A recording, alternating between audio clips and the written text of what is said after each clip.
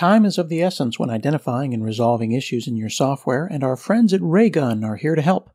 Their brand new alerting feature is now available for crash reporting and real user monitoring, and they'll make sure you're quickly notified of the errors, crashes, and front-end performance issues that matter most to you and your business. You can set thresholds for your alert based on an increase in error count, a spike in load time, or new issues introduced in the latest deployment, along with custom filters that give you even greater control. You can assign multiple users to ensure the right team members are notified with alerts linked directly to the issue in Raygun that'll take you to the root cause faster. Never miss another mission-critical issue in your software again. Try Raygun Alerting today and create a world-class issue resolution workflow that gives you and your customers peace of mind. Visit raygun.com to learn more. Their simple usage-based plans start from as little as $4 a month with unlimited apps and users. That's raygun.com, raygun.com, to start your free 14-day trial.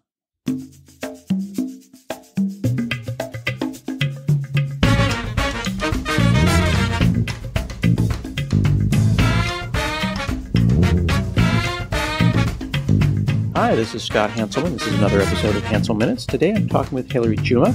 She is a community manager at Common Voice at Mozilla. The Common Voice project is at commonvoice.mozilla.org, and it is an initiative to help teach machines how real people speak. How are you, Hillary? I'm good, thank you. And how are you doing today? I'm very well. I'm excited to learn about this because this is a really interesting project. That's the intersection of all the things that I like. It's the open web, and it's data science, and it's culture, and it's voice, and it's accents, and all these kinds of things. What is the goal of the Mozilla Common Voice project? The goal of Mozilla Common Voice project is to crowdsource a voice data set that is publicly available to people to create speech technology that supports languages across the world. Currently, there's 7,000 languages spoken across the world, which is amazing. So many rich cultures, histories, and legacies that come with each language. But unfortunately, a lot of voice technology and technology in general doesn't represent most languages. So give an example, like coding languages tend to be like quite useful if you speak English. So like because of the ways in which like the documentation and even like parts of the commands require you to have a basic or proficiency in English. So like that's an example, but yeah. Mm-hmm. So this is how everyone speaks English. I mean, I assume we're talking about not just accents, but word choice, emphasis, syllable emphasis. Some people may have verbal disabilities or different abilities. All of those things would add up into the corpus, into that data set, right? This isn't just about simply saying people's accents are different. Yeah, it's ties back to like the words that you used earlier about teaching machines how real people talk, and that's not just accents. It's the different things that impact the way in which we speak. So, like for example, speech pathologies. It could also be like variants and dialects, for example, that impact the ways in which we use English. So, for example, there's like slight differences in like British English in comparison to American English and Australian English, for example. But I think one thing to really highlight is that like Common Voice as a data set is multilingual. It currently has 87 languages as of our last data set release. And that is possible because of the volunteers that contribute to the data set, as well as our ecosystem of organizations and funders that support our work.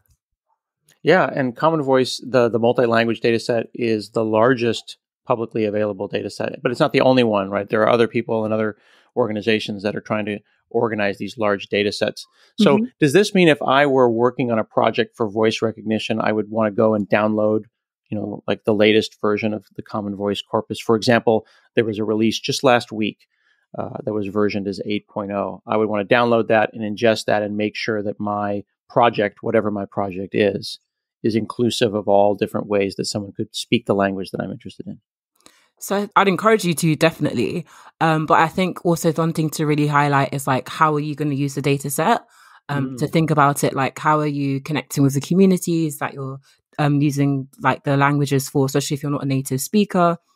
And also like there are ways in which you can, I think there's one thing that I should clarify, because I realize that at times that I switch between voice technology and speech technology.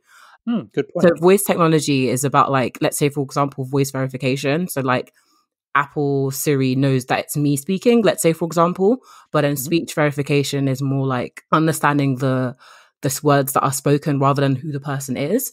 So, and one thing like why I think it's really important that I highlight this is because as part of the Common Voice terms is that you don't actually try and identify the speaker's voices. You're using it mainly to create like speech to text models or applications that hopefully are publicly available as well. So you're continuously contributing to like the open source ecosystem, but you can also use them for other means as well, which I'm happy to share about some examples if that you think will be interesting to know. Please. So an example of how the Common Voice dataset is being used.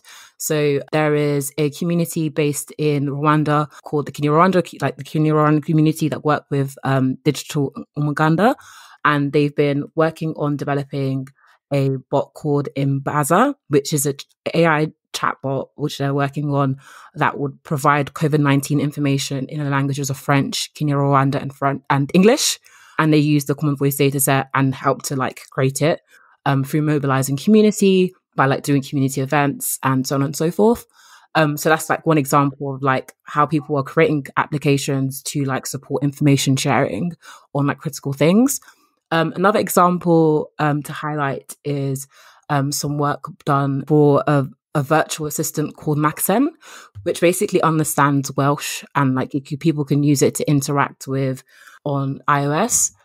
This was developed with the Aberystwyth University with a technology unit there.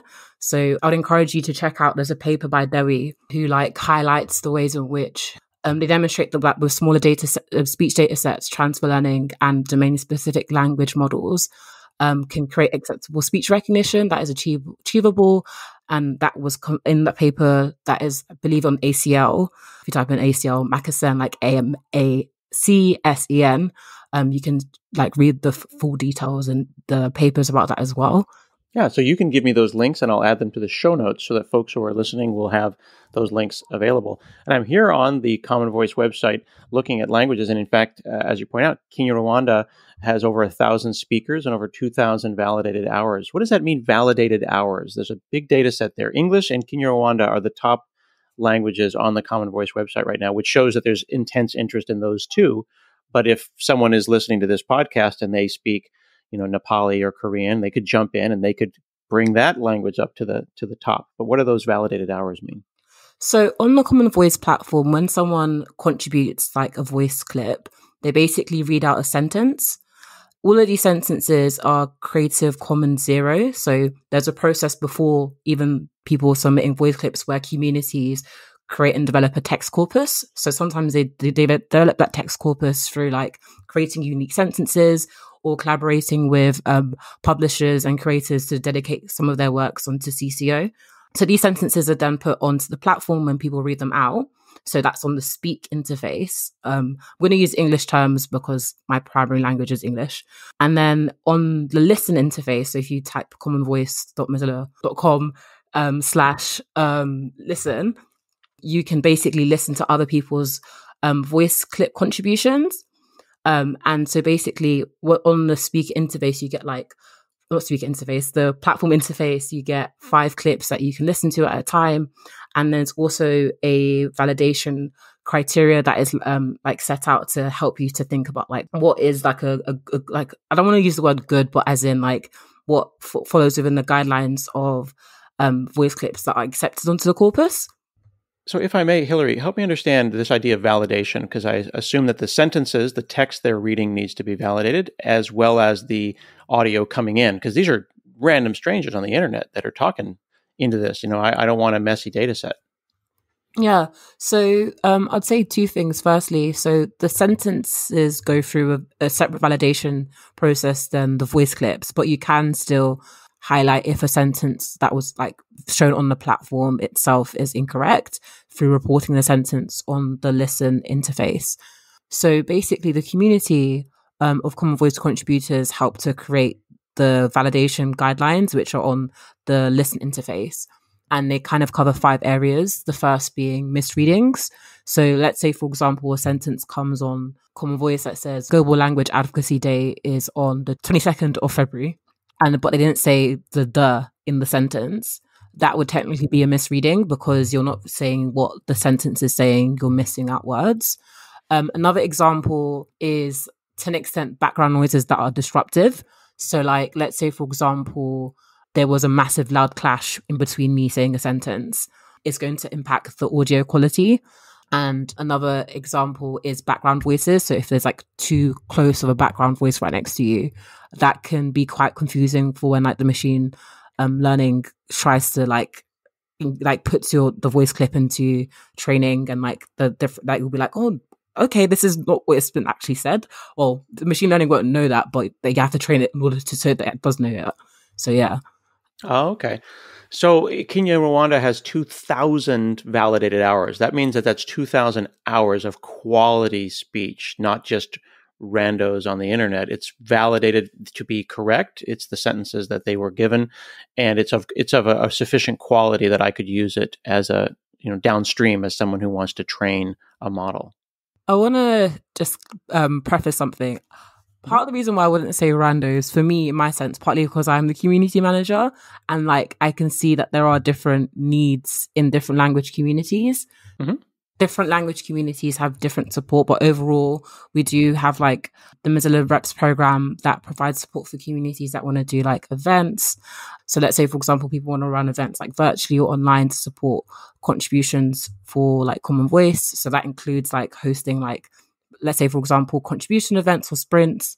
And I think one of the things that, so recently another language community, Turkish community, they had a really amazing presentation at FOSDEM, which I'd encourage you to watch if anyone would like to after this talk, where they highlight the ways in which they built community around the project and like the challenges and the triumphs in doing that. So like, for example, they found that like when campaigning online, social media was much more harder because you're competing against like algorithms that are like designed on these platforms. But they found that like one-to-one participation is like once like peer-to-peer participation like helped because like you have that support people provide. And like Belen, who's what the community manager of and supports like the Turkish community on Common Voice, like they are amazing contributor that like has like helped rally and like support people when taking part on the project. So I think it's a thing of like, one, what I wanted to like stress and what I was trying to say is that like I think people do have interest in like ensuring that the language is like being used online. And I think in some cases, like there are disparities in like what people have in regards to support. So I want to make sure that I'm clear as well, because this is really interesting. So in the context of the term rando, when I was, in no disrespect to anyone, much less the Kenya Rwanda community, I'm thinking as a programmer in terms of bad actors. So I'm thinking rando, and I'm thinking, oh my goodness, what if some rando starts going online onto Common Voice and then starts spamming it with weird words or incorrect language? What you just shared with me, though, is something that I didn't realize, which is I assumed that 90% of your outreach would be kind of like people stumbling upon the website and just talking into a microphone. But you showcased that you can run formal events, virtual or otherwise. You could use social media. You could reach out to partner universities, language schools, advocacy groups, as well as other folks interested in data science. So while I was focused on quote unquote randos, meaning bad actors, the idea that you could actually have a physical location where you could say to the community, everybody come out, let's get our language into the computer so that other people can learn, Kenya Rwanda or whatever. I was noticing, as an example, that my wife's language was not included. So I'm thinking, oh my goodness, we should probably, get that involved and get the word out, and that would be exciting. So I'm sure that people who are jazzed about their language would go up onto the Common Voice website and say, oh, we've only got a couple hundred hours. Let's get the, whoever, the Uzbek community together, and let's get some real text in there. Yeah, definitely. And like, thank you so much for clarifying, because I definitely like hear what you're saying about like someone like trying to spam or like disrupt like the work that people have contributed through like voluntary time and stuff, because like it is possible that it could happen, but like because of our validation process. And also one thing I want to highlight is that validation has to be done by two people. So if like two people say no, and or let's say for example two people, one says yes and one says no, then that clip is not going to be included in like the validated corpus. Technically, all clips are shared. So as in like ones that, but they come out on the different like text TSTV files. So it will just be unvalidated. So there is like mechanisms within the system to ensure that the voice clips are not just like someone's like listening to their own voice clips and then validating them if they have created a user profile. Because also one thing to mention is that like people can contribute without having a profile on the platform, because like people might not want to, they might want to contribute to the project, but not necessarily want to like have a profile on the project. And that actually brings up another great point, is that not only is all of these things validated, so like it's meaningful that there are 2,000 hours in the example of Kenya Rwanda of validated stuff, but this is all private. So whether you have a profile or not, your privacy is protected. Yeah. So there's no like, besides if people share demographic data, so like gender, age, and what's the thing, their accents, nothing is really shared beyond like the voice data clips itself. And plus, one of the requirements when people download the data set from our platform is that they don't they don't go out to seek to identify the speakers on the platform, because like that wasn't the point of the project to try and like do a what do you call it? Do you have yellow books in You mean like the yellow pages where you look up people's phone numbers and things? Yeah. The goal isn't to make yellow pages of the internet where like you can. Yeah. Well, I don't want to go and discover that like Tom Cruise or Kate Blanchett has like thousands of hours of language that they've given to Common Voice. That'd be pretty cool though. But no, that is not the point. Yeah, that's not the point. This episode of Hansel Minutes is sponsored by Datadog. Now offering Cloud Security Posture Management, CPSM, Datadog provides one-click compliance posture. With Datadog security monitoring, engineering teams can easily detect malicious activity in real time before it affects their customers. Use out-of-the-box detection rules and detailed observability data in one unified platform to investigate potential security attacks. See it in action by signing up for a free trial and receive a Datadog t-shirt by visiting datadoghq.com/HanselMinutes-security. That's datadoghq.com/HanselMinutes-security. What's been the reaction from the data science community and the folks that are interested in voice? If you're a data scientist, do they kind of come upon this project and they go, oh my goodness, this is like the holy grail. We've just found 70 gigabytes of language, and they're just so excited to go and bring that into their projects? So I would say that it's increasingly being used as a benchmark data set in the sense that, one, it's a freely available data set that people can use, because a lot of like voice data sets, especially like the high quality ones not high quality, proprietary ones are quite expensive, and it can provide a space for people that are doing research to like do things such as like transfer learning for like languages that are not like high resourced, quote unquote, just to clarify what high resourced is. So like certain languages such as like English, French, Spanish, they have like a lot of representation in like machine translation, in spell checkers, and they're usually described as high resource because they're quite represented within like digital assets and processes in comparison to like languages that are seen as low resourced, which are like languages such as Kenya Rwanda, Taiwanese, for example, and Basque. So that's like a example of that. And I think, so it's like, it's been inspiring to see like, for example, communities such as like Hugging Face and Zindi, which is based in, is an African data science community, do hackathons using the data set to like create models on speech to text. There are like communities out there that are using it. A person that I came across that was really interesting about how they've used the data set was they were doing it for code switch speech, between like they used the accented English data and two other data sets to train a model that could allow people to like, that better recognizes when people switch between languages, so like English and Chinese. So that was a really interesting paper that I read. There are also other people in the industry that are using it. So, for example, NVIDIA, one of our partners, they're using it to develop Nemo. And there is also a startup called Koki. I can't say the word properly. Koki. Apologies, because my English is not always the best. Koki, basically, there's a startup that creates like speech to text models, and they use the Common Voice data set So yeah, it's inspiring to like see and hear the ways in which people are using the data set when I engage with the communities. Yeah, there's a ton of stuff going on around the African natural language processing, kind of space, right? There's researchers all over collecting data. To your point about Zindi, we can include a link to their Medium post that they've been working on that for some years now, doing lots of different challenges that are funded, representing, I think, up to 30 or 40 different African languages, and funding people who are creating those data sets. So there's really kind of an explosion of collection of these languages. Have you had any interest around any kind of, like, for lack of a better word, dying languages, or languages where there's concern that the language might die out? I know that there are some languages in the First Nations and Native American community that there's concerns that there isn't enough, recorded material of those languages. So there are some languages on Common Voice that are endangered, or like have like low vitality.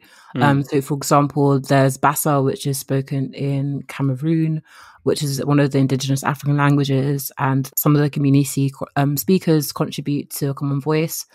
As a Common Voice team, we don't determine which language gets put onto Common Voice.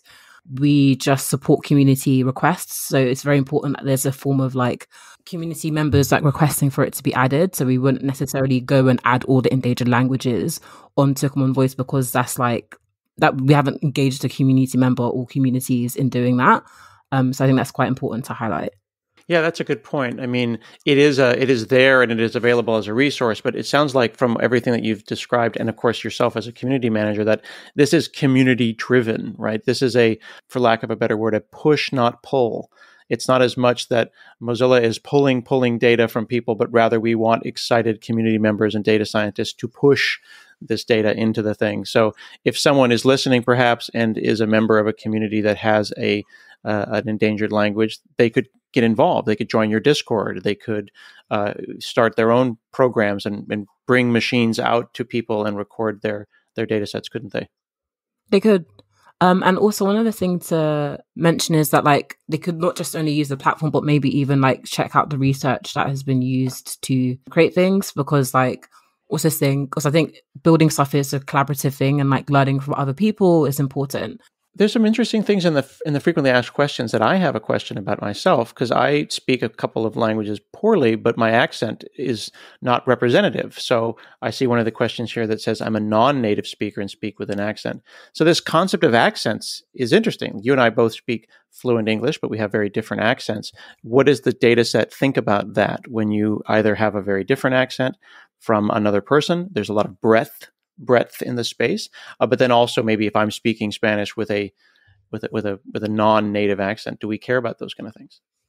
We do care about those things, and like recently in November, September time, we expanded our accent capture feature to allow for people to write in their accents. So you can write like multiple accents. So for some people, let's say for example, they may code switch. So like to an extent, the accent and the way they speak changes. So like sometimes I sound more like someone that is really proficient in multicultural London English, because I grew up in London. And sometimes I sound more RP, Queen's English, in other words, for like how how my accent comes across.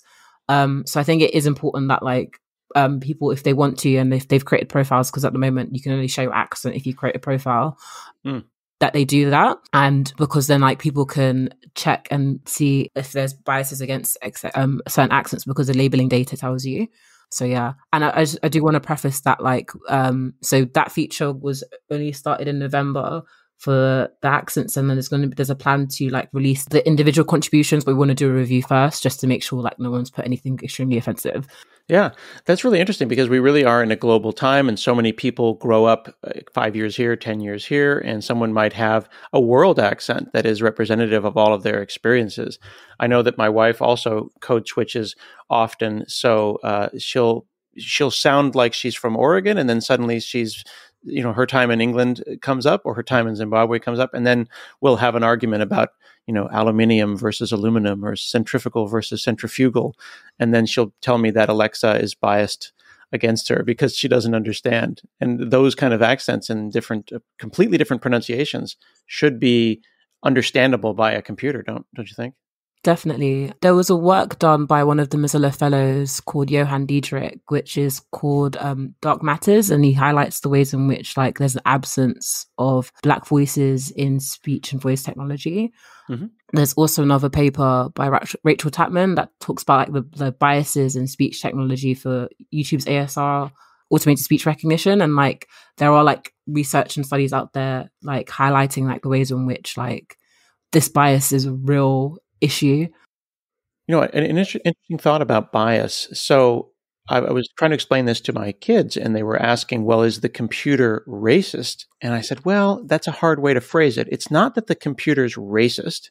No one programmed it. You're going to be a racist computer. It's just not racist.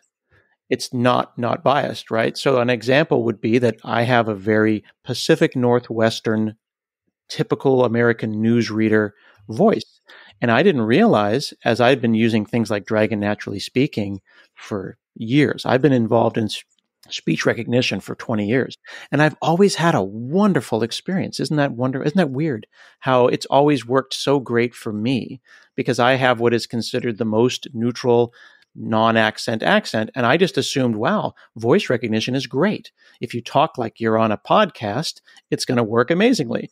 And my wife despises her Siri and her Alexa because it doesn't understand her multicultural voice, because the corpus, it just wasn't trained on that. And that's kind of fundamentally one of the problems that Common Voice and data sets like it are trying to solve, right?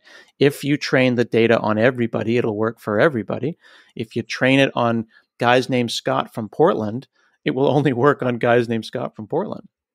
So I would say there's two things in regards to that, as in like, I think it's definitely important to make your data more representative of people's accents, also like the ways in which they use phrases. So let's say, for example, in Kenya, there's skeng, which is Swahili like slang. Mm-hmm. And if, let's say, for example, someone is used to speaking slang but doesn't use like the Swahili, as in like the Swahili variant that the speech recognition data set is trained on, is not going to understand those words. So like, I agree in terms of like it's really important that it's representative. That being said, like these technologies are developed within like a social and political background. Mm-hmm. And it's like, what are the things that we're looking out for when we're considering about designing the technology that we're building for? Is it that we want to create, sadly, this is true, someone tried to create a speech recognition tool that could train people to sound a certain way. So like therefore they're reinforcing accentism. Oh, so, that's really a thing. Wow. So I see, preferring an accent and then training people to speak right as opposed to speak the way they want to. That would be then consciously biased. Yeah. And like, it's a thing of like, I think it's not that, like, what I want to highlight is that like, it's not that technology is neutral. It's that it embeds and works with the political and social interactions of both the designers, but also the infrastructure in which those designers, and I say designers broadly to mean both software engineers, product managers, etc., put into it. So like that bias can replicate either through like things such as implicit bias or even gaps in knowledge. Because that's a real thing, like we're human beings, like we're not going to know everything. I would say that like with regarding technology and stuff that we're using increasingly, like both in home via like entertainment, so like automated subtitles, through like classrooms and so on and so forth, that it's really important that these technologies serve and collaborate with the people that are using it, and are like not being used as a way to like make people conform and reinforce like language oppression that's happened like historically to groups, but also like that like the technology, if it is representative, is used in a way that is responsible and is not used necessarily to surveil or, like, as mentioned earlier, train people to speak a certain way and reinforce social prejudices such as accentism. I really appreciate that. And I appreciate that that kind of check or that reset of my own naivete, because I think that I have, as a programmer, assumed best intent. And you're reminding me that that is a naive perspective. And while someone may not intend for something to be biased, it may end up being biased anyway. And that there are certainly also, as you point out, bad actors that could create systems by which they get what they want, which is to make people speak a certain way or use certain words, and also invalidate, as you point out, really interesting languages like Singlish, Singaporean English, or slang, where we combine, Spanglish, which are all valid ways to speak. And if we want an inclusive community, we want to make sure that all those voices are heard and the computer understands them all. So thank you for that reset. You're welcome. All right. So this has been brilliant, Hillary Juma. Thank you so much for chatting with me today. So folks can go learn about Common Voice where and get involved. So you can learn about Common Voice by going on to commonvoice.mozilla.org/about. And the page should localize to your most closest locale. So like it should explain in different languages. And you can contribute in different ways. And you don't have to be able to code as well. I think it's quite important to highlight. So you could contribute through running community events. So like inviting people to participate in contributing to Common Voice. You can participate through creativity. So dedicating either like works into a Creative Commons Zero, or creating new like sentences via the Common Voice sentence collector. You can also contribute via like localization. So Mozilla has this tool called Pontoon, which helps to localize all of the Mozilla products. And like it's a really cool platform, as a side note. And you can like use that platform to like localize the Common Voice pages so that people can understand what's been shared and highlighted on there. Another way in which you can get to know about like the different areas of the project more, so like governance, is by going onto the commonvoice.org/about page. And if you scroll down to the bottom, there are different links and resources that can help you on that journey. So like you can see the governance document, and then also like posters and pictures that we have where you can like highlight and share the project as well. So feel free to use the hashtag Common Voice on Twitter or any social media platform that you use, and like I'll be happy to connect. So yeah, those are several different ways in which you can contribute. And if you want to contribute via code as well, because the platform itself is open sourced, you can do that as well. So just check on GitHub / Very cool. Yeah. GitHub.com/Common Voice. And you're going to give me links that I'm going to add to the show notes so that folks who are listening will have links to all the research and all the different things that y'all are doing over at Common Voice. Thank you so much, Hillary Juma, Community Manager, Common Voice at Mozilla. This has been another episode of Hansel Minutes, and we'll see you again next week.